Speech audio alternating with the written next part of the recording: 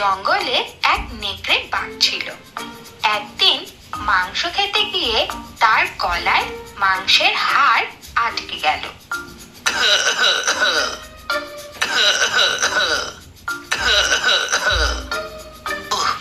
গলায় হাড়টি ফেসে গেল রে, এখন কি করি? ইস, এটাকে যে কেমন করে বের করি? একা একা তো কিছুতেই বার করতে পারছি না, কারো সাহায্য নিতে হবে। একটু খুঁজে দেখি, যদি কাউকে খুঁজে পাই তাকে বলবো বের করে দিতে। নেকড়ে জঙ্গলের মাঝের রাস্তা দিয়ে চলতে শুরু করলো। কিছু দূর যাওয়ার পর নেকড়ে একটা ছোট্ট খরগোশের দেখা পেল। সে খরগোশকে বলল, ভাই, একটু সাহায্য করবে? হ্যাঁ, আসলে আমার গলায় একটা হাড়টি ফেসে গেছে, কিছুতেই বের হচ্ছে না, একটু বের করে দাও না ভাই। আমি আর তোমাকে সাহায্য? ভুলে গেছো সেদিন তুমি আমাকে মারতে চেয়েছিলে?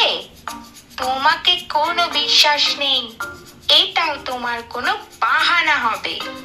না বাবা না, আমি তোমাকে কোনো সাহায্য করব না। নেকড়ে সেখান থেকে চলে গেল। খানিকক্ষণ চলার পর নেকড়ের সঙ্গে এক বাদরের দেখা হয়ে গেল।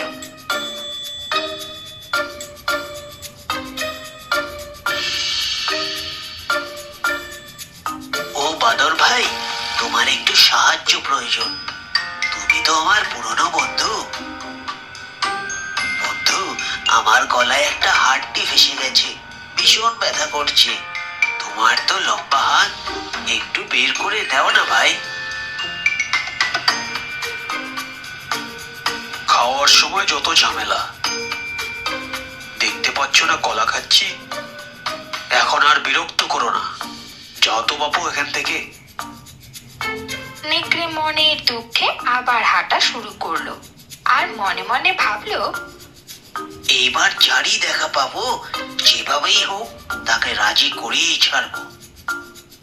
হাঁটতে হাঁটতে নেকড়ে নদীর তীরে এসে পৌঁছলো।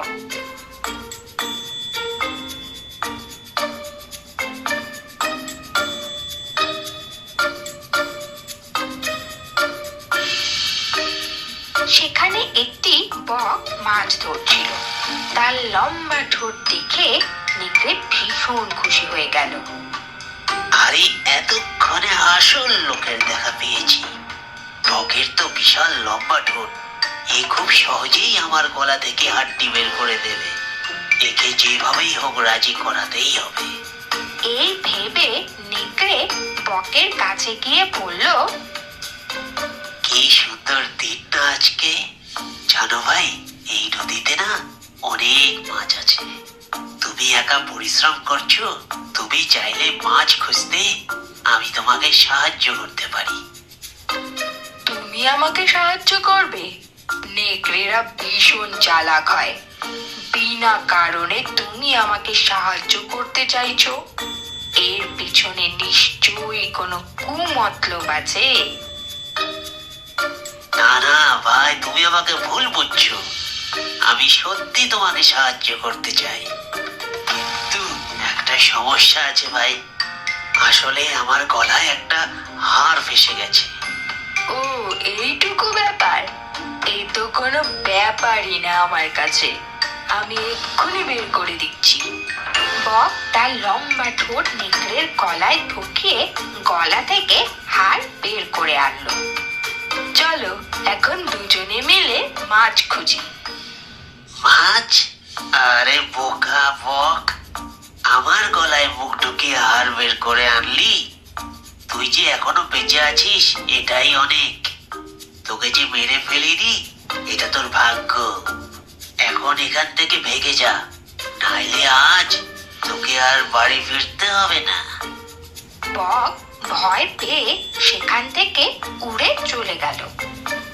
এই গল্প থেকে আমরা এই শিখলাম, দুষ্ট লোকের মিষ্টি কথায় কখনো ভুলতে নেই।